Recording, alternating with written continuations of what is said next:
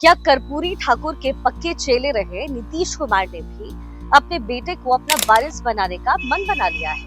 क्या आखिरकार नीतीश भी लालू यादव की राह पर चलकर अपने परिवार को ही पार्टी बनाने की राह पर है? इस सवाल का जवाब ढूंढने से पहले आपको कुछ याद दिलाते हैं। बात है साल 8 जनवरी की। नीतीश कुमार अपने गृहनगर बख्तियारपुर पहुंचे।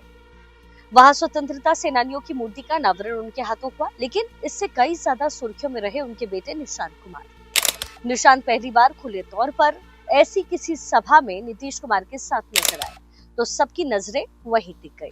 सवाल उठने लगे कि क्या नीतीश कुमार की राजनीति में एंट्री जो है अब तय हो गई है? क्या नीतीश जल्द ही अपनी गद्दी निशांत को सौंपने वाले हैं? दावा है कि निशांत कुमार होली के बाद औपचारिक तौर पर अपने सियासी सफर की शुरुआत करने वाले हैं। अब ये चर्चा क्यों तेज है, वो आप इन बातों से जरा समझिए। जेडीयू के नेता और बिहार सरकार के मंत्री अशोक चौधरी कह रहे हैं कि जब मेरी बेटी राजनीति में आ सकती है तो वो क्यों नहीं आ सकते? अगर निशांत राजनीति में आते हैं तो हम लोग उनका स्वागत करेंगे। जेडीयू के एक और नेता और पूर्व सांसद आनंद मोहन सिंह ने कहा है कि ये सब हम लोगों का विषय नहीं है। हालांकि उन्होंने आगे कहा कि पत्रकार का बेटा पत्रकार होता है, डॉक्टर का बेटा डॉक्टर होता है, इंजीनियर का बेटा इंजीनियर होता है। निशांत का अगर फैसला राजनीति में जाने का होगा तो नई पीढ़ी का भी सभी स्वागत करेंगे। बात यहीं पर खत्म नहीं हुई। निशांत कुमार अपने दादाजी के सम्मान में आयोजित एक कार्यक्रम में शामिल होने के लिए अपने गृह क्षेत्र बख्तियारपुर गए तो वहां उन्होंने अपने पिताजी यानी कि नीतीश कुमार के काम के बदौलत उनको फिर से मुख्यमंत्री चुने जाने की अपील की। निशांत कुमार वैसे तो राजनीति से कोसों दूर रहते हैं। नीतीश कुमार के लंबे राजनीतिक जीवन के दौर में उन्हें गाहे बगाहे ही पिता के साथ देखा भी गया है। निशांत अपने पिता यानी नीतीश कुमार की तरह ही एक इंजीनियर है पेशे से, लेकिन पिता की राजनीतिक विरासत को संभालने की दावेदारी ना तो कभी निशांत ने खुद की, ना कभी नीतीश इसकी वकालत करते ही नजर आए। बिहार के जननायक कर्पूरी ठाकुर के समाजवादी सिद्धांत के पक्के फॉलोवर नीतीश कुमार कभी भी लालू यादव या चिराग पासवान की तरह अपने बेटे को राजनीति में सेट करते हुए नजर नहीं आए। जिस समय लालू यादव अपने बेटे तेजस्वी और तेज प्रताप और फिर मीसा भारती हो गई, रोहिणी हो गई, उनको जल्द से जल्द सांसद और विधायक और सीएम बनाने में जुटे थे, उस समय भी नीतीश कुमार निशांत को पॉलिटिकल एंट्री को लेकर उनके मौन रहे। यहाँ तक कि कर्पूरी ठाकुर की तरह ही नीतीश कुमार भी वंशवादी राजनीति की मुखालफत हमेशा करते रहे। लेकिन पिछले साल से अचानक निशांत की जेडीयू में एंट्री को लेकर के अटकलें तेज हो गई हैं। नीतीश के सियासी विरोधी वैसे तो इसका स्वागत कर रहे हैं और इसकी वजह साफ है। वंशवादी राजनीति की विरासत और सियासत के जरिए सत्ता शिखर का सपना देख रहे तेजस्वी हो या फिर चिराग, दोनों ये समझ सकते हैं कि इस वजह से कम जेडीयू अब उन पर परिवारवाद को बढ़ाने की तोहमत नहीं लगाएगी और इसलिए वो सहमत भी है। वही दूसरी ओर जेडीयू वाले को भी इसका विरोध उनकी तरफ से नहीं है, तो बस इंतजार है कि नीतीश कुमार की हरी झंडी मिल जाए।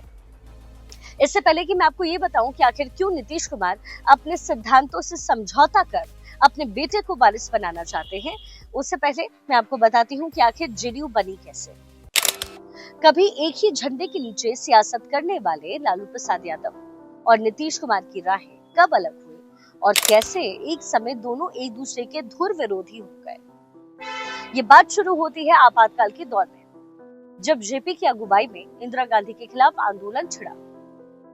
आपातकाल के उस दौर में तमाम विरोधी आवाज जनता पार्टी के बैनर तले इकट्ठा हो जाती है और इंदिरा गांधी को सत्ता से बेदखल कर दिया गया।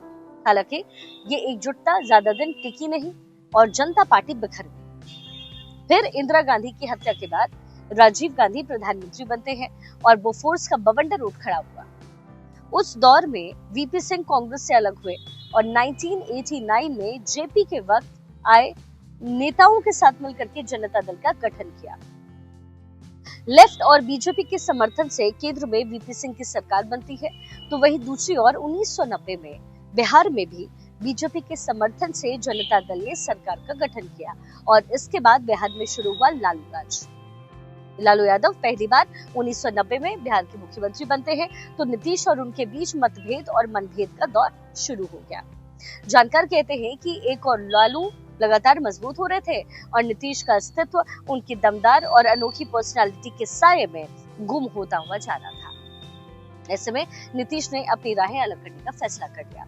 1994 में जॉर्ज फर्नांडिस की अगुवाई में समता पार्टी का गठन होता है और नीतीश समता पार्टी के बड़े चेहरों में शुमार हो जाते हैं। उधर 1997 में लालू यादव ने भी जनता दल का दामन छोड़ दिया। ये किस्सा कभी और सुनाऊंगे कि क्यों लालू ने राष्ट्रीय जनता दल बनाया, लेकिन लालू के आरजेडी बनाने के साथ जनता दल की कमान मिल गई शरद यादव को। 1998 में शरद यादव ने लोकदल को जनता दल के साथ मिलाया और पुराने चेहरों के साथ नई पार्टी का गठन किया, जनता दल यूनाइटेड। लेकिन केंद्र में वाजपेयी सरकार को समर्थन देने से नाराज देव गौड़ा ने जनता दल सेक्युलर का गठन कर लिया और जनता दल यूनाइटेड की कमान शरद यादव के पास ही रह गई। लेकिन 2003 आते आते तक जनता दल यूनाइटेड अपना वजूद बचाए रखने की जंग लड़ रही थी, तो वहीं नीतीश लगातार अपना सियासी कद बढ़ा रहे थे। ऐसे में नए जनता दल यूनाइटेड का गठन हुआ। 30 अक्टूबर 2003 को जब नीतीश ने जनता दल यूनाइटेड में समता पार्टी का विलय कर दिया और आज नीतीश की जेडीयू बिहार में वो पार्टी है जिसकी अनदेखी कोई नहीं कर सकता है, ना आरजेडी और ना ही बीजेपी। पर दूसरी ओर नीतीश कुमार बढ़ती उम्र के साथ अपना करिश्मा बचाए रखने में कामयाब नहीं हो पा रहे इस समय। तो क्या यही वजह है कि नीतीश हर एक सिद्धांत को किनारे कर अपने बेटे को सियासी वारिस बनाने को तैयार हो गए हैं? तो आइए अब आपको ये भी समझाते हैं। देखिए, इतिहास जानता है कि जिन जिन क्षेत्रीय दलों ने, क्षत्रपों ने वंशवादी विरासत आगे नहीं बढ़ाई, वो दल राजनीति की रपट झपट में गुम हो गए। उत्तर प्रदेश में मायावती अपने भतीजे आकाश आनंद को आगे बढ़ाने को लेकर संघर्ष कर रही है, तो वही पश्चिम बंगाल में ममता दीदी का भी यही हाल है। पंजाब में बादल परिवार, हरियाणा में चौटाला, हुडा, भजनलाल और बंसीलाल का परिवार, तो वही महाराष्ट्र में उद्धव ठाकरे की शिवसेना भी मुश्किल हालात में है। वही तमिलनाडु में AIADMK जयललिता के बाद हाल है वो किससे छिपा नहीं है, जबकि वही करुणा निधि की विरासत पर सियासत करने वाले DMK फल फूल रही है इस समय। यहाँ तक कि नेशनल लेवल पर भी कांग्रेस समर्थकों का जो भरोसा राहुल गांधी और प्रियंका गांधी वाड्रा को लेकर के है, वो भरोसा शशि थरूर या मल्लिकार्जुन खड़गे जैसे नेताओं में लोगों का नहीं। ऐसे में नीतीश कुमार, मीडिया रिपोर्ट्स की माने तो नीतीश कुमार का स्वास्थ्य आजकल ज्यादा ठीक नहीं है। कई बार तो वो अपनी कही बातें भी भूल जाते हैं। ऐसे हालात में नीतीश कुमार की पार्टी यानी जेडीयू पर विरोधी दल भी नजरें गड़ाए बैठी हुई है। कहा जाता है कि लालू यादव जेडीयू के कई विधायकों और सांसदों के संपर्क में रहते हैं और वक्त आने पर वो जेडीयू में अच्छी खासी सेंधमारी कर सकते हैं। तो वहीं दूसरी तरफ आरजेडी आरोप लगा रही है कि बीजेपी बिहार में जेडीयू को खत्म करने पर तुली हुई है। कौन सही कौन गलत, ये सिर्फ सियासत की बात नहीं है। दरअसल नीतीश कुमार के पास जो वोट बैंक है वो इस समय बिहार में किंग मेकर है। बिहार में मुख्यमंत्री बनने के बाद नीतीश कुमार ने न सिर्फ लालू यादव के MY यानी मुस्लिम यादव समीकरण में सेंधमारी की, बल्कि अपने लिए EBC और महिलाओं का एक बड़ा सपोर्टर वर्ग तैयार किया। जेडीयू को डर है कि नीतीश कुमार की गद्दी से हटने के बाद ये वोट बैंक संजो कर रखना उनके लिए मुश्किल ही नहीं नामुमकिन हो जाएगा, क्योंकि ये वोट बैंक नीतीश कुमार का लॉयल है और ये अगर टूटा तो चाहे जिस भी पार्टी की तरफ ये जाएगा, चाहे जिसको भी ये फेवर करने की कोशिश करेगा, उसमें जेडीयू का नुकसान जरूर होगा। दूसरी पार्टी में जो दूसरी पार्टी को फायदा होगा। ऐसे में जेडीयू की हालत में पीएसपी या फिर AIADMK की तरह हो सकती है और शायद इसलिए जेडीयू को लगता है कि पार्टी को बनाए और बचाए रखने के लिए उसे अपनी लिविंग लेजेंड यानी नीतीश कुमार के ब्लड रिलेशन पर भरोसा करना होगा, क्योंकि इससे जहां एक और वोटर और सपोर्टर एकजुट रहेंगे, तो वही दूसरी ओर पार्टी के भीतर गुटबाजी को भी धराशायी किया जा सकता है। निशांत कुमार अगर जेडीयू का मोर्चा संभालते हैं तो पार्टी के भीतर के शत्रप उनकी अगुवाई में जेडीयू का वजूद बचाए रखने में कामयाब रहेंगे। और ये बात शायद नीतीश कुमार अच्छी तरीके से समझ रहे हैं, लेकिन सवाल है कि क्या निशांत भी तेजस्वी या चिराग के तरह ही सियासी वारिस बनने को तैयार है? निशांत कई बार सार्वजनिक तौर पर उन्होंने कहा कि वो राजनीति में नहीं आना चाहते हैं। कहा जाता है कि बीटेक की पढ़ाई कर चुके निशांत का झुकाव अध्यात्म की तरफ रहा है। 2007 में जब उनकी माता जी का निधन हुआ, तब से अपने पिता यानी नीतीश कुमार के साथ वो मुख्यमंत्री निवास में रहते आए। इसके बावजूद भी राजनीतिक तौर पर वो उदासीन रहे।